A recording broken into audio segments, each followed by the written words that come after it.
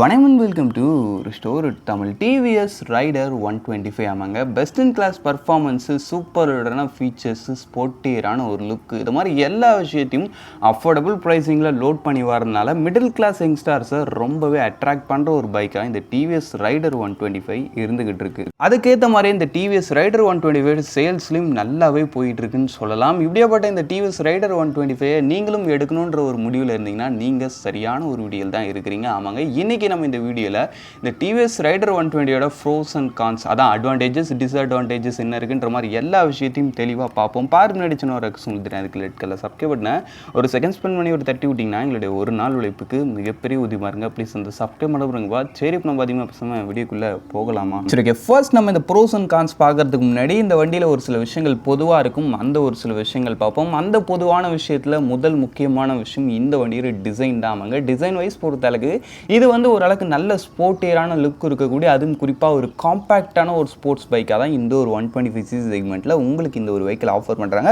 லுக்கு வந்து சும்மா சொல்லக்கூடாதுப்பா, பார்க்கறதுக்கு நல்லாவே இருக்குது. பட் ஒரு சில பேருக்கு அந்த ஹெட்லைட் டிசைன் இன்னும் கொஞ்சம் பெட்டராக ஸ்போர்ட்டியராக இருந்திருந்தால் நல்லா இருந்திருக்கும்ன்ற ஒரு ஃபீல் இருக்கும். பட் நீங்கள் தான் சொல்லணும், இந்த டிவிஎஸோட ரைடர் 125 டிசைன் உங்களுக்கு பிடிச்சிருக்கா, இல்லை இன்னும் கொஞ்சம் பெட்டராக இருந்திருந்தால் நல்லா இருக்குமான்றது. அதுக்கடுத்த விஷயம், உங்களுக்கு வண்டியோட கலர் ஸ்கீம்ஸ் வைஸ் பொறுத்தளவுக்கு அரௌண்ட் ஒரு 5 கலர் ஸ்கீம்ஸ் கிட்ட வரைக்கும் வருது. நீங்கள் சூப்பர் ஸ்குவாட் எடிஷனில் எக்ஸ்ட்ரா ஒரு 2 or 7 கலர் ஸ்கீமாக அந்த சூப்பர் ஸ்குவாடில் உங்களுக்கு அயன்மேன் எடிஷன், பிளாக் பேந்தர் எடிஷன்ன்ற மாதிரி அந்த ஒரு சில ஸ்பெஷல் கலர் ஸ்கீம்ஸுமே கூட கொடுத்துருக்கான்றப்போ ஓவரால் டிசைன் சும்மா சொல்லக்கூடாது, நல்லா பண்ணியிருக்காங்க. பட் என்னதான் இருந்தாலும் உங்களுடைய பர்சனல் ப்ரிஃபரன்ஸ் படி உங்களுக்கு எப்படி ஃபீல் ஆகுதுன்றதை கமெண்ட் செக்ஷன் லீவ் பண்ணுவீங்க.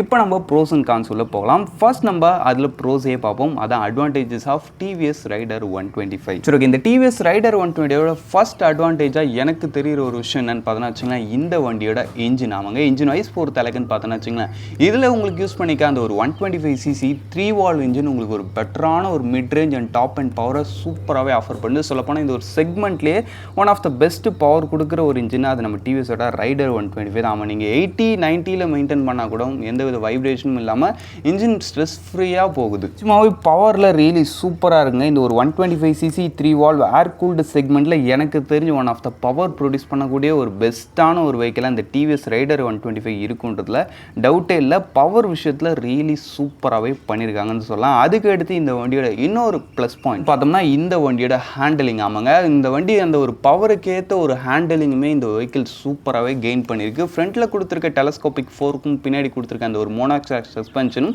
அது கூட அந்த ஒரு வண்டியோட அதுக்கேற்ற மாதிரி ஒரு லீனியர் டோனான டயர்ஸும் இந்த வண்டிக்கு ஒரு பெட்டரான ஒரு ரைடு எக்ஸ்பீரியன்ஸ் ஆஃபர் பண்ணுறது. கார்னரிங் ஸ்டெபிலிட்டிலையும் சரி, ஹை ஸ்பீட் மேனவரபிலிட்டிலையும் சரி, இந்த வெஹிக்கிளோட அந்த ஒரு ஹேண்டலிங்கை ரொம்பவே நல்லா மெயின்டைன் பண்ணுது. இல்லாமல் இதை கேட்டவுடனே உங்களுக்கு ஒரு டவுட் வரும், இன்னும்ப்பா ஹேண்டலிங் நல்லா இருக்குன்றா, அப்போ நிச்சயமாக உங்களுக்கு ரைடிங் கம்ஃபர்ட் கொஞ்சம் கம்மியாக இருக்கும்னு நினைப்பீங்க. பட் அந்த ஒரு விஷயத்துலையும் உங்களுக்கு டவுட்டே தேவையில்லை. இந்த வண்டி ஹேண்டலிங்கிலும் பெட்டராக இருக்குது. அதுக்கு இல்லாமல் உங்களுக்கு சஸ்பென்ஷனும் உங்களுக்கு ஓரளவு ஒரு நல்ல ரைடிங் கம்ஃபர்ட் ஆஃபர் பண்ணுது. பிளாட் ரோட்ஸாக இருந்தாலும் சரி, பேட் ரோட்ஸாக இருந்தாலும் சரி, எதாக இருந்தாலும் ஓரளவுக்கு நல்லாவே இந்த ஒரு வெஹிக்கிளால் ஹேண்டில் பண்ண முடியுது. அதனால் சஸ்பென்ஷன் அண்ட் ஹேண்டலிங் ரியலி ரொம்பவே சூப்பராக பண்ணியிருக்காங்க. ஓரளவு ரைடிங் கம்ஃபர்ட்டில் பெஸ்ட்டாகவே இருக்குது இந்த டிவிஎஸோட ரைடர் 125. அதுக்கடுத்து இந்த வண்டியோட இன்னொரு ப்ளஸ் பாயிண்ட் என்னென்னு பார்த்தோன்னா இந்த வண்டியில் கொடுத்துருக்க ஃபீச்சர்ஸ். ஆமாங்க, ஃபீச்சர் விஷயத்துலையும் இந்த வண்டி குறையே இல்லாமல் உங்களுக்கு பேசிக் மாடல்லே உங்களுக்கு ஒரு ஃபுல் எல்இடி செட்டப்பு ப்ளஸ் ஒரு ஃபுல் டிஜிட்டல் இன்ஸ்ட்ருமெண்ட் கிளஸ்டர்ன்ற மாதிரி டாப் லோடரான நல்ல ஃபீச்சர்ஸ் வருது. உங்களுக்கு பேசிக் மாடலில் இருக்கிற இன்ஸ்ட்ருமெண்ட் கிளஸ்டர் என்ன கேட்டிங்கன்னா மோர் தென் எனாஃப் தான். பட் டாப் மாடலில் ஒரு ஸ்மார்ட் கனெக்ட் உள்ள ஒரு ஃபுல் டிஜிட்டல் டிஎஃப்டி ஒரு ஃபுல் ஃப்ளெஜ்டான ஃபீச்சர் ஓரியன்ட் ஒரு இன்ஸ்ட்ருமெண்ட் கிளஸ்டர் கொடுத்துருப்பாங்க. ஃபீச்சர் விஷயத்துலையும் ரியலி இந்த ஒரு செக்மெண்ட்லேயே ஒன் ஆஃப் த ஒரு பெஸ்ட் வெஹிக்கிளாக இந்த ஒரு வெஹிக்கிள் தான் இருக்குது. அது இல்லாமல் இதில் உங்களுக்கு அந்த ஒரு ரைடிங் மோட்ஸும் ரொம்ப ஒரு யூஸ்ஃபுல்லான ஃபீச்சராக இருக்கும்.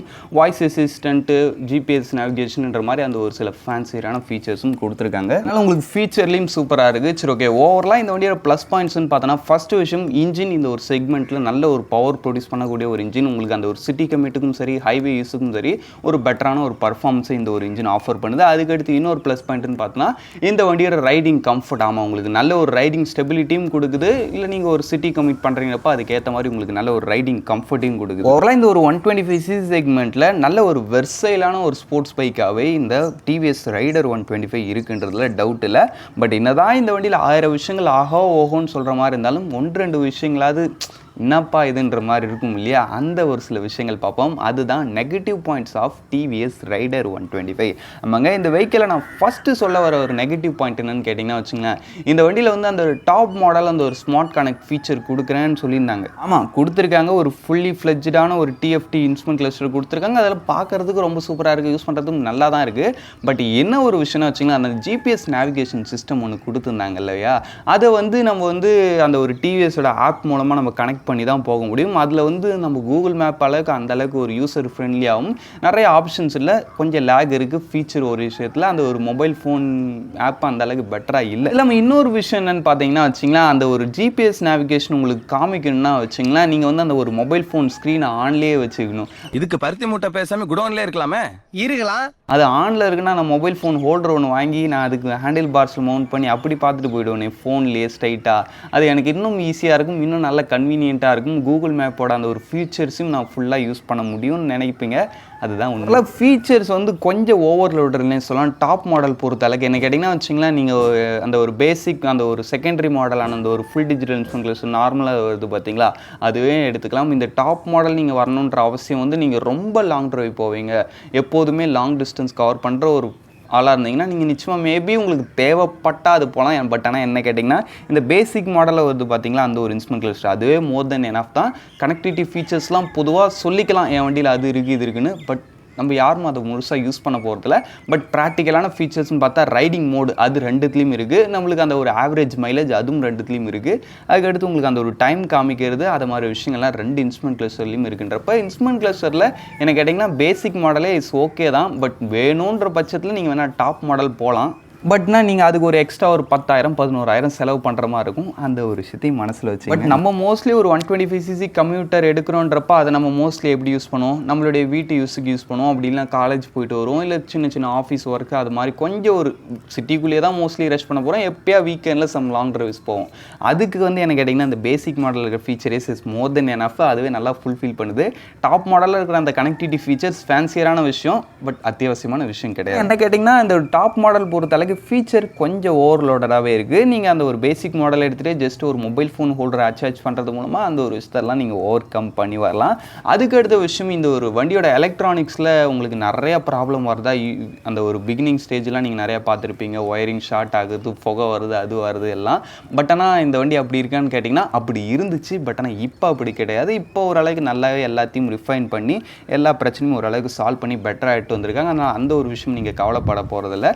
சரி, ஓகே. நெக்ஸ்ட் நம்ம இந்த வண்டியோட அடுத்த மைனஸ் பாயிண்ட்டை பார்ப்போம். அடுத்த மைனஸ் பாயிண்ட் பொறுத்த அளவுக்கு நான் சொல்கிற ஒரு விஷயம் என்னன்னு கேட்டிங்கன்னா வச்சுங்கன்னா, இந்த வண்டியில் வந்து நல்ல ஒரு பவர்ஃபுல்லான இன்ஜின் இருக்குது, அதுக்கேற்ற நல்ல ஒரு ஹேண்டிலிங்கும் இருக்குது. பட் ஆனால் நல்ல பிரேக்கிங் லேக் இருக்குது. ஆமாம், பிரேக்கிங் அந்த அளவுக்கு இந்த ஒரு வெஹிக்கிளுக்கு பெட்டராக இல்லை சொல்லப்போனால். இதில் வந்து ஃப்ரண்ட்டில் வந்து ஒரு 240mm பெட்டல் டிஸ்க் கொடுக்குறாங்க, பின்னாடி வந்து ஒரு 130mm ட்ரம் பிரேக்கு வெறும் சிவிஎஸ் பிரேக்கிங் சிஸ்டம் மூலமாக தான் கம்பைன் பண்ணியிருக்காங்க.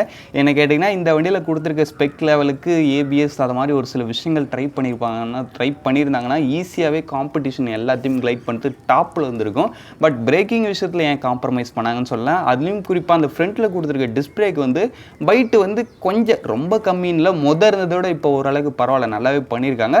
பட் லைட் உங்களுக்கு பைட்டு கம்மியாக ஃபீல் ஆகும். பட் ஆஃப்டர் ஒரு 2-3 சர்வீஸ்க்கு அப்புறம் அது உங்களுக்கு செட் ஆகிடும். அதனால் பிரேக்கிங்ன்றது என்ன பொறுத்தளவுக்கு இந்த ஒரு வெஹிக்கிளில் ஒரு மைனஸ் பாயிண்ட் தான். சரி, ஓகே. ஓவராலாக மைனஸ் எல்லாத்தையும் பார்த்து முடிச்சாச்சு. இதை தவிர்த்துட்டு எனக்கு இந்த வெஹிக்கிளில் பெருசாக சொல்லும்படி மைனஸ்னு ஒன்றும் தெரியல.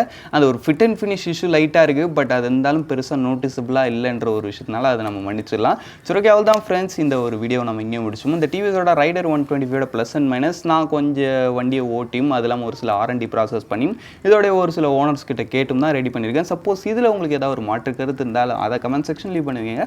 அதுக்கும் நான் சரியான ஒரு ரிப்ளை கொடுக்குறேன். இப்போதைக்கு தேங்க் ஃபார் வாட்சிங். பை. See you later.